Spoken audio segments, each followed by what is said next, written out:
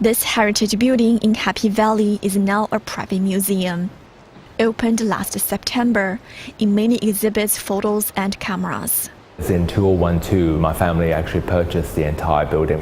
It took me a while to actually decide that it's going to be a photo museum because in Hong Kong and actually in the rest of Asia, there are very, very few museums dedicated to photography. Douglas So says they're working on acquiring good quality photography from different parts of the world. We are particularly interested in inviting photographers, who are, number one, very reputable overseas, who may not have shown their works in Hong Kong. So we are very interested in inviting them to come to Hong Kong to do exhibitions. Italian photographer Paolo Pellegrin is in Hong Kong for the opening of the 2-month exhibition to showcase his celebrity photos. So what made you decide to come to Hong Kong and do this exhibition? In November in Paris, I met Douglas, and we spoke, and he proposed to do something here together, and I thought that was a great idea. To do so in such a special building, I think, is a way to create the conditions for a dialogue, and this is what photography does. This is such an amazing city. Hopefully, people will take something away from it. It's my favorite image, I guess, because it really pinpoints what I try to do with portraiture. Paolo says it is more efficient and flexible to work with private museums than public ones. One of the great beauties about a private museum is that you can really act on things and decide things with bypassing a series of bureaucratic steps. This museum also showcased Douglas' personal mechanical camera collection. The oldest camera on display was made more than 90 years ago. This camera belonged to Queen Elizabeth. I've been collecting cameras for about 20 years. Collecting is fun, and I want to share the collection, with those who are interested. A lot of our visitors, they're also very, very keen in equipment, so they would like to see the evolution of different models and different technology through the years. With about $12 million of investment in building the museum, it is, however, free to visit, but by appointment only. There are more than 17 public museums in the city. Art collector and entrepreneur Alan Lowe, son of Tycoon Victor Lowe, says public and private museums can complement each other. Publicly funded museums have a role to play, but yet at the same time, it's also nice to see collector-funded spaces.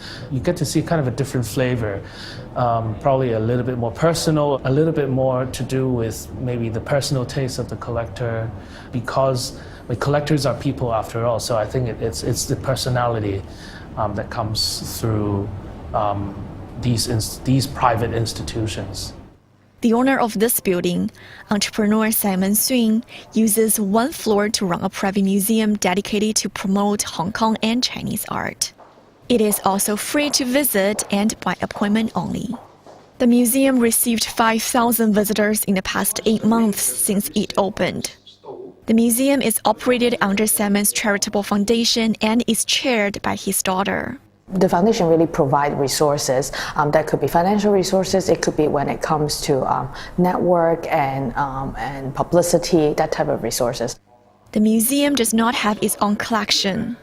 All the pieces are borrowed from local artists and collectors. Hong Kong actually has a great number of collectors, and they together possess a vast amount of treasures, especially when it comes to Chinese arts. One of the reasons we work very hard to build our reputation and credibility is that we want to be the platform for private collectors to showcase their work. The current exhibition is of Celadon works from the Song, Yuan, and Ming dynasties. Which one is the most Asian piece here? This is the earlier piece in this exhibition, made in the Northern Song dynasty. The goose decoration is finely carved in the interior of the bowl. Chloe and Yong face the challenge of sustaining the museum financially. In the long run, of course, we would like to get more help, right? So, and it's not just about financial resources, it's about getting people together to support a cause that they believe in. Once the timing is right, we will have to start raising funds. Lin Feng's family owns 4 floors of a building on Hollywood Road. They turned the second and third floors into a private museum. They showcase their own collection of objets d'art as well as pieces borrowed from overseas. We tend to focus on objects and decorative arts that really kind of focus on design and craftsmanship and heritage. Lin's father, businessman Peter Feng, mainly collects furniture from the Ming Dynasty, as well as vanity cases made in Europe between the 1880s and 1960s. For both the Chinese furniture and the vanity cases, they're very highly designed, yet at the same time they're also functional. From this week until August, Lin works with the Victoria and Albert Museum to exhibit silver pieces from the 15th century till present day. We also try to use each exhibit to look at larger questions. We wanted to look at what makes Britain, and especially London, over the centuries, such a magnet for silversmiths. To help fund the museum, Lin's family uses the ground and first floor of the building for commercial purposes. The reason is we've decided to let the storefronts on Hollywood Road remain as they are, and we actually rent them out. The first floor can be used for more commercial purposes. So we've done exhibits, or fashion brands have done, very intimate showings of their new fashion lines. They also charge a $200 entry fee. Alan says philanthropists in Western cities like London and Paris have been supporting private culture activities for hundreds of years.